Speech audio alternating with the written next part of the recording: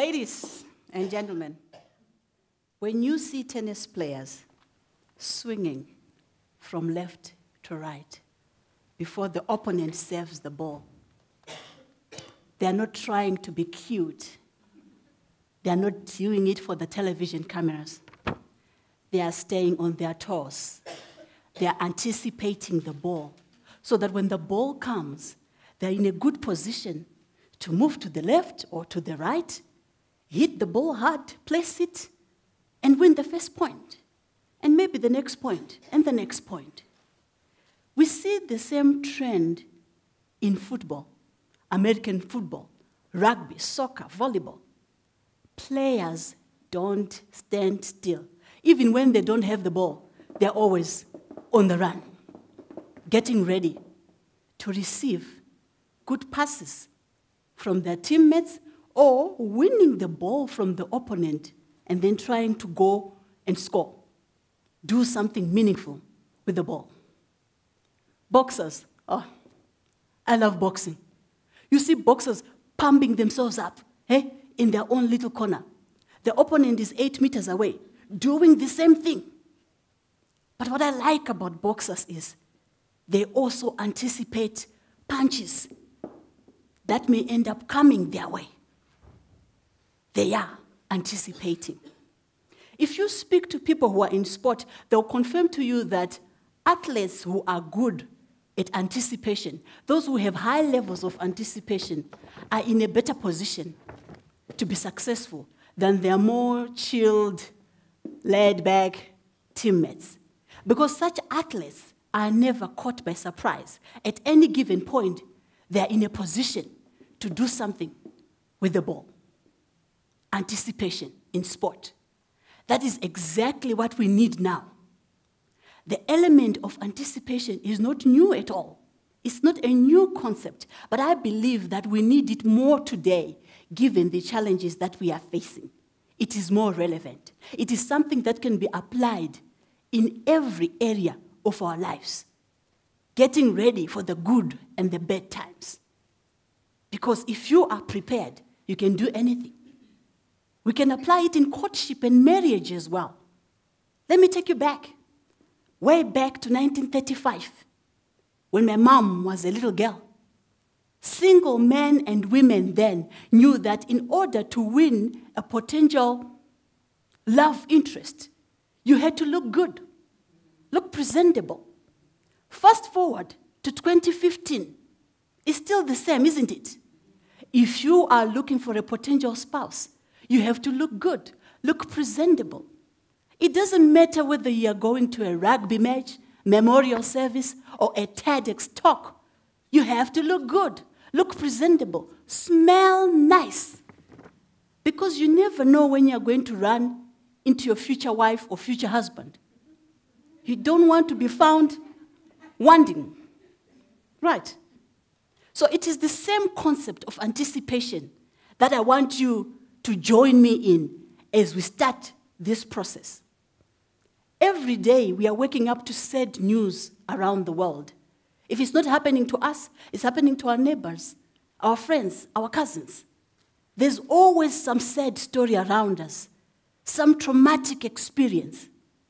So, the world needs a brand new type of citizens, the lemonade makers. When life throws you lemons, lemonade makers make lemonade. Lemonade makers are committed to finding a way of turning things around in their favor. They are committed to going through the rubble, the mess, until they find that one thing that they hold on to and start making lemonade and move forward. My mother has always been a lemonade maker. She is a retired nurse and well-respected in the township where she lives. So people within that community often go to her house just to, share ideas, pour out their problems, and get some kind of advice. I'm not even sure why they keep going there, because my mom's answer is the same. It has remained the same ever since I was a little girl. Make some lemonade.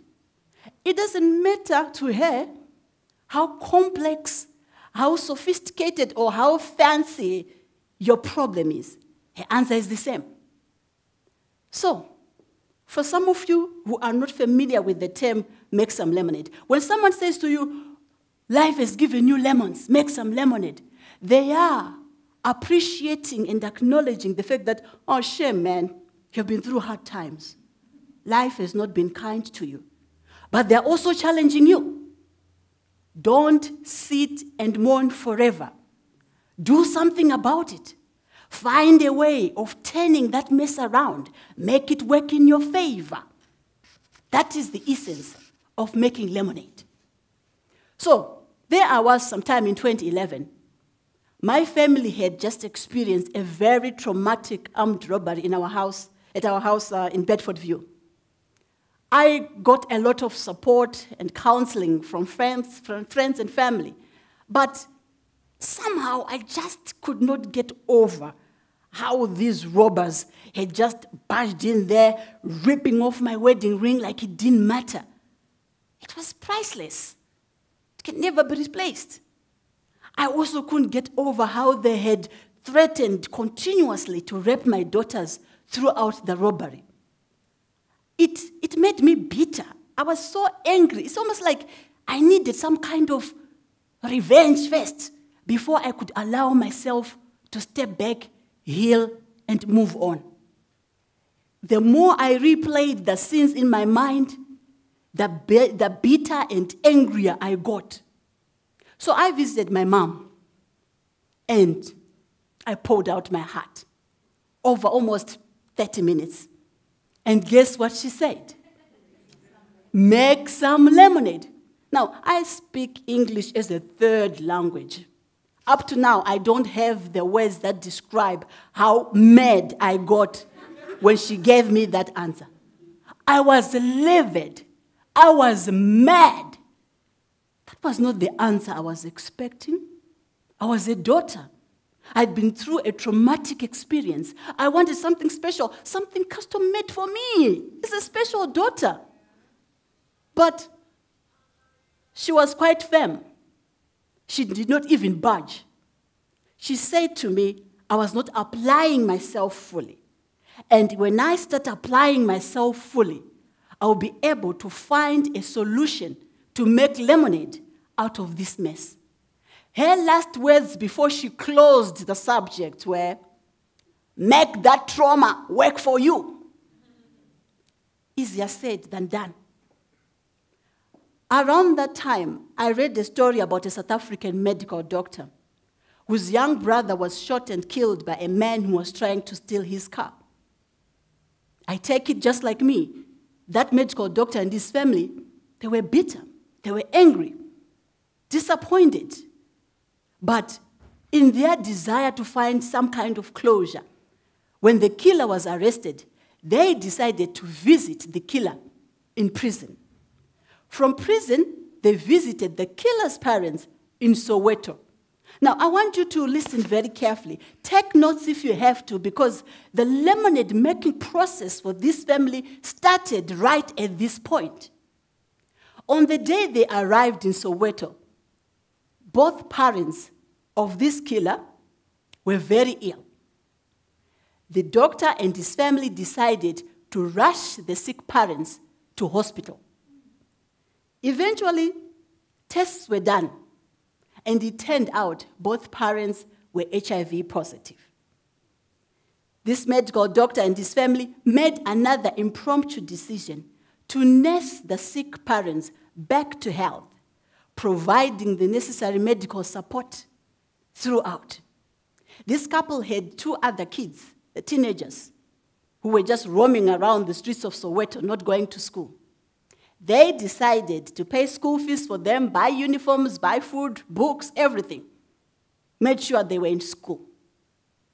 When I read that story, I said to myself, some people surely know how to make lemonade. This family, in their lemonade making process, they did 3 major things. They saved lives. They prevented crime by sending these boys back to school, they were preventing crime. Otherwise, they were going to turn out just like their older brother, in prison somewhere. More importantly, this family found closure. They decided to start moving on by forgiving and healing. That, ladies, is the mark of a lemonade maker.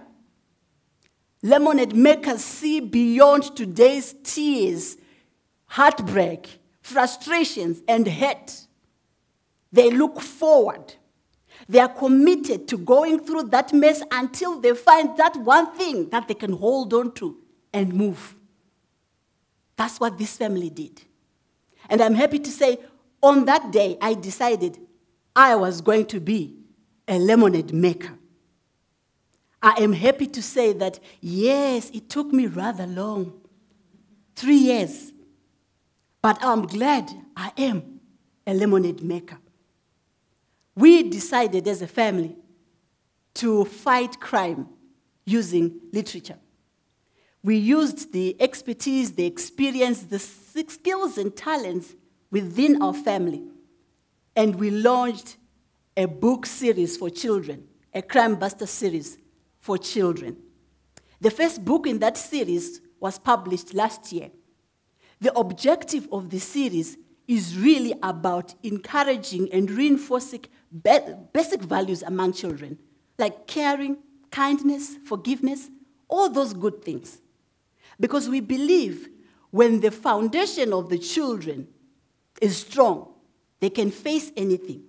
Yes, there will be pressure later on, but they're more likely not to resort to crime if they have a strong foundation. I can now therefore say, I am a writer. I write children's books. If you had asked me 3 years ago if that was possible, I would have told you, no ways, I don't like writing for children. I'm not good at it. That's what I would have said. I can also add speaker on my CV because I've had an opportunity to share this story with different groups of people, something I never used to do. I had serious nerves, but now I am sharing, all coming back from a traumatic experience in the past. I can also add entrepreneur, employer, because as we work on these books, we need an editor, we need a publisher, we need an illustrator. It may be for a short period, but someone is being employed, making lemonade. I'm saying these are things that were supposed to crush me, and they almost did. Stuff that was supposed to lead me into depression. It is the same stuff that is propelling me forward. Lemonade making. We have all had lemons thrown at us in different areas of our lives. Lemons have come in and messed up with our relationships, our marriages, our finances. They've even stolen your health. And yet, year in, year out, we complain about the same lemons and do absolutely nothing. Isn't that sad? I have news for you, good news. To stimulate the lemonade making process, you don't need an overdraft facility. What you need is a heart that's willing to learn and an open mind. So, could it be for you it is time to just move on, let go of past hurts, forgive those who have hurt you, even when they have not asked for forgiveness? Could it be it is time to maybe step back, just get rid of that foolish pride and learn what it is like to put other people before yourself? Humble yourself for a change. Experience what that is like. I have brought some lemonade with me. Surprise, surprise. Having lemons is not enough to make lemonade. When you look at the back of this bottle, there are like 10, maybe 12 items that are involved. Small stuff. 0.0123 of that, 0.022 grams of that. Small stuff. But it all adds up. It adds up to the lemonade that we don't mind paying for. That is the challenge this afternoon.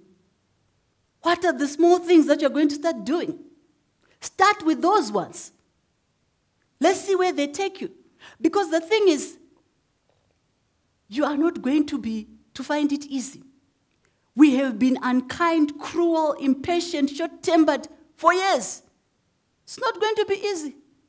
But identify the muscle that needs to be practiced. Is it the patience muscle? Work on it. Is it the kindness? Maybe just forgiveness. Work on it. But you cannot remain the same. You can't remain the same. Let's go home. Make some lemonade. Don't waste your pain. Thank you.